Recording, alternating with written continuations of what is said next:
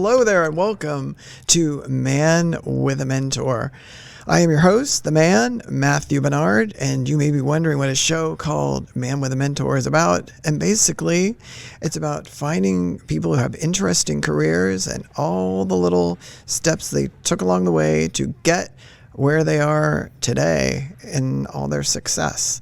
So I have a very successful guy right here, and his name is David Heavener, right? Yeah. So I'm going to introduce you now with a blurb about you. Okay. So I'm going to say David Heavener is a seasoned Hollywood filmmaker who has written, produced, and starred in over 50 motion pictures. He has directed many Hollywood greats, and his movies have premiered on HBO, Showtime, and major networks worldwide. I'm not sure what HBO or Showtime is.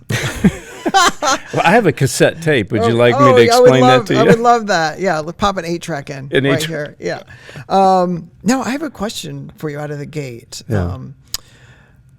Do you think the kind of prime time best of for pay TV channels was in the past? Or do you think it's on par? Because it seems like a lot of people are kind of canceling out their pay TV subscriptions and just watching everything on like Netflix or Hulu. Mm-hmm. So I'm wondering if they have the budgets to create shows that everybody's talking about now. They did. You know, it's when Sex and the City and The Sopranos, and everybody wanted HBO, but it's so fractured now. That's a good question. You know, I think the reason downloads have been successful is because people like HBO dropped the ball. You know, they had an audience, but they didn't deliver the quality product or the product people could relate to. And here comes Netflix saying, well, we might not give you everything you want, but within this bucket of marbles, you can find a marble you like. You know, and so I think that's what happened. But you know what I think might happen down the road could be retro. It could come back again if they start doing quality shows. And I say quality with a capital. How do you spell quality? Q. Yeah. Right. Let's talk about your latest project. It's called The Last Evangelist. Yeah. And just give me a pitch line. Yeah, you know, when I wrote it, people said, oh, this is sci-fi. But then after COVID hit and, you know, the vaccines and all that stuff and the lockdowns and all that, they go, wow, this is like reality. You know, basically, the elevator pitch is I'm starring in it. I play a cop and I bust underground churches, people that call themselves true believers. And we arrest them and we try to get more information so I can go to the next underground, kind of looking for the profilers. Until I hear a voice, you know. Now, it's not a religious piece. I call it more spiritual, but I'm hearing from a voice going, what? You know, what's going on? And all of a sudden, I pass out. When I come to, I'm starting to see and hear things I couldn't hear before. And so it's a man not looking for the right or wrong or the good or the bad. He's simply looking for the truth because he realized there's a group of people that he didn't know about that's really controlling everybody. You know, some people call it the deep state, whatever. But so he's in search of that. Like, who's behind the curtain? The Wizard of Oz, you know? Right. Oh, right. Oh, that sounds exciting. And let's hear how people can find it when it's coming out and where to see it and all that stuff. They can watch it now, episode 1, on davidheavener.tv. They can go there. And we're on Roku and Amazon and Apple TV when you sign up.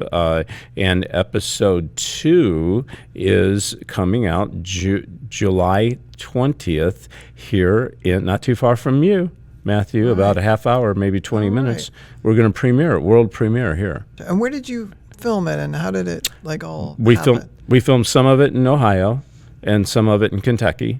And it's kind of medieval. It takes place in today, but it's kind of like, you know, Escape from New York, the film. Right. Yeah. It's not post-Holocaust, but it's kind of the gritty kind of, so Ohio kind of fits that. There's a lot of locations, you know. So we filmed it here, filmed Kentucky, and it's been a great experience. We just have such a great group of creative people that just love the process of art. And that's on July 20th when we have our screening of episode 2. We're going to show episode 1. And I'm also going to open it up to other filmmakers, actors, singers, writers who want to come and kind of network to kind Right, of, I want to build like a community around the area, you know. Yeah. Oh, that would be great. Yeah. Yeah. And if they want more information, I'll they can go to davidheavener.tv and you can sign up. And if you would like to know more information about what we're doing, you can always go, this is a weird thing, you can text the word chosen to 91999, or you can call 844-806-0006. There'll be somebody there to help you maneuver along the way of if you want to come to the premiere. Oh, gotcha. Now, is this like full length episodes, and like what's the? Well, okay. Are you like? Do you have a continuing Yeah. cast of characters that are with you, or? It's a series. It continues on. Remember, I guess you and I growing up, they had half-hour shows. Seriously, they remember the Twilight Zone, and a lot of this stuff right. was. It's a half-hour show. Oh, gotcha. Yeah, and I like it that way because, it keeps your attention. It moves. And the way it works is we're on episode 2, which you'll be watching on the 20th, and episode 3 will come out a month later or 2 months later. But as 3 episodes come out, it's kind of a trilogy. So every third episode kind of wraps up a certain plot, but then it's a cliffhanger for the next trilogy. Oh, right. But within that is a series, you see. Oh, right. Oh, no, that's smart. Yeah. I think, I think people like that as long as their questions like never get answered. Some people, if you just keep like stringing them along, they're like, I don't understand it now. You're right. I forgot the question I was originally asking. Yeah.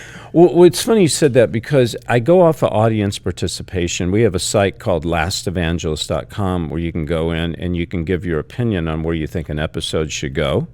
Right. And it's also a crowdfunding site if you want to go in and participate and donate, lastevangelist.com.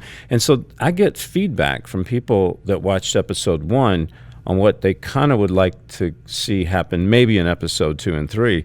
So it's not like they write the script, but I want to find out, I want to get ideas, Right. Well, let's go back. Let's find out where your involvement with film and television, like how did it start, when you were 2 or 22 or? I'm not sure it started yet, but I haven't grown up yet. I was a songwriter. I'd always loved to play guitar and sing, and I made my way to Nashville, Tennessee, and somebody thought I had enough talent to write a song, but I had a couple of top 10 records, country, years ago. Wow. And I fell in love with film when someone called me one day and said, well, my publisher said they're going to put your song in a movie. I don't remember what movie it was, but I remember watching the movie, and this was many years ago, and I heard my song. I go, wow, I don't not only love songs, but I love movies too, And so I went to Los Angeles, and I thought I could get my music in movies. Well, when I went there, they thought I was an actor. Well, I'd never really acted. Oh, right. But there was this Asian guy, little Asian guy, who was casting for a martial arts movie. He thought I was an actor, and I tried to give him my cassette tape, right. And he goes, no, you act. I go, no, I can't act. He had the camera going. I said, what do I do? He says, oh, you act like a Clint Eastwood. And I said, oh, but I'd watched Clint movies, the right. Dirty Harry and all that. Right. I was going to say, is this I feel like there's multiple variations of Clint. Now, like the dramatic actor, the Western actor, the right. Dirty Harry, the comedian in a way with the, what was it, any which way but lose. Any which way you can, any which way but lose, any which way, yeah. Well, I chose the Dirty Harry, and I said, I know what you're thinking, punk. Did he fire 5 shots or only 4 in the midst of all this confusion? Do you feel lucky, punk? Right. So I did this impersonation, and he called me the next day, and he gave me the part in the movie. The problem is I couldn't act, but then it was a martial arts movie, and I couldn't even dance, Right. But I learned real quick, and the movie became successful in the Asian market, and I took acting classes, martial arts classes, and then I ended up making over 50 films that I wrote, directed, starred, produced. Yeah. Oh, right. Oh, wow. All right. Now, who would you say, though, like kind of said, like, I see you have a passion for music or film or this or that, and said, go for it, as opposed to being like, now Dave, that sounds like that could be scary and go wrong, so be an accountant or a teacher or something that's a safer path in terms of your career and what you would make and going to an office every day or whatever. So was there anybody that like either said don't do this or do this but do it this way? And there wasn't. My mom was very supportive. She was a waitress, just, never graduated. 11th grade was the highest grade, but she bought my first guitar and she encouraged me. She said, go for your dreams. She said, your talent is a gift from God. What you do with it is your gift back to God. I always remembered that. And my dad, he just said, David, go out and do the best you can in life. And no, I was lucky. I didn't have that. But I hear people that do have that. And that's, my biggest enemy was me, telling me that, so I had to get over that. My enemy was me of self-doubt, not good enough. I was limited. I could never be, But you get to a point where you go, oh, the heck with it, And you go, because I worked with a guy named Martin Landau. Do you remember Martin Landau? Yeah. Martin was a good friend of mine. I wrote, directed, starred, and produced with him in a movie called Eye of the Stranger for HBO. And we became friends off that movie, and kind of a mentor he was to me. And he said to me before he passed away, he said, kid, he says, don't go out and try something. He said, go do it. He said, to try something is to fail. He said, just do it. And I remember those words, Right. I'm just wondering about the last... The Last Evangelist. Yes, that's it. I want to call it Evangelinist. I think she's a model. I'm going to say it wrong maybe at least one or two more times. But I'm just wondering...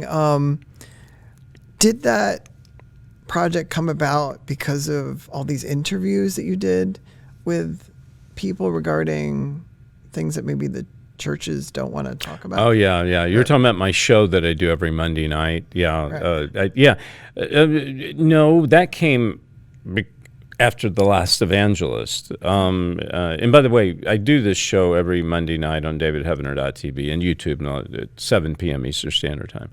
I need to interview you sometime on there.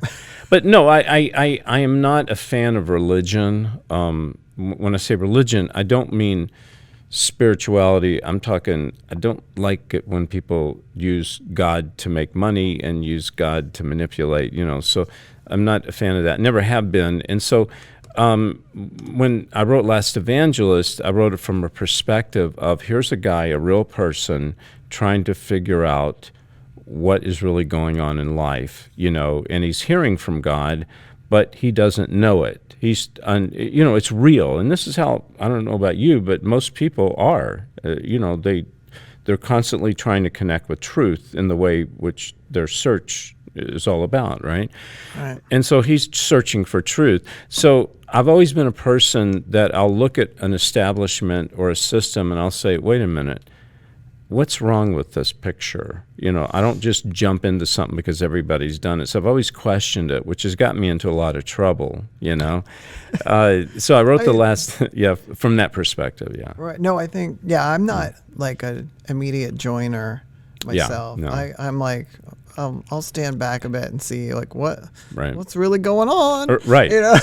That's me. I question a lot of establishments and systems don't like questions because it could open the door to somebody having to answer, and the answer may not be what it is that either they want to say or you want to hear. When I wrote the script, this is before COVID and the lockdowns and everything, and I wrote it about a society that got locked down. And, if you followed the news, which I'm sure you did, a lot of churches were forced to close and some had to go underground, and they got in trouble.